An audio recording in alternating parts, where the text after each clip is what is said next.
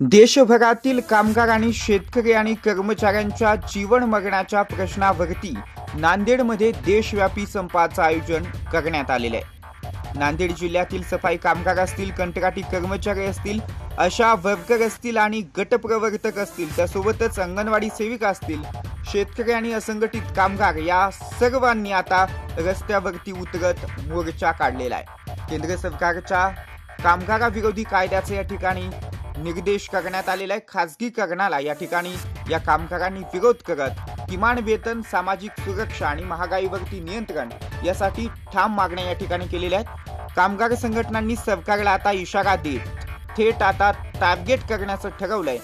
मोर्चेकरांनी नांदेड जिल्हाधिकारी यांना या ठिकाणी निवेदन दिले आणि त्यांच्याशी संवाद साधलाय आमचे प्रतिनिधी राजरत्न गायकवाड, महाराष्ट्र कार्यकारी संपादक।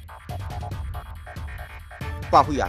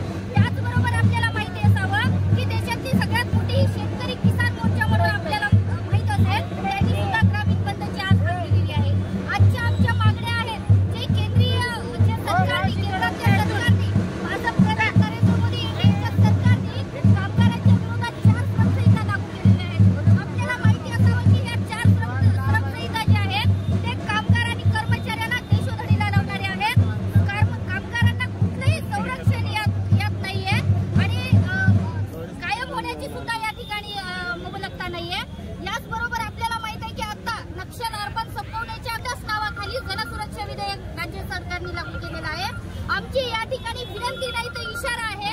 आज देशामध्ये 25 कोटी कामगार कर्मचारी या संपात सहभागी आहेत, ते रस्त्यावर आहेत। आमचा या ठिकाणी कामगार कर्मचारी संयुक्त कृती समितीचा इशारा आहे। तात्काळ जनसुरक्षा विधेयक याच अधिवेशनात मागे घेण्यात यावं।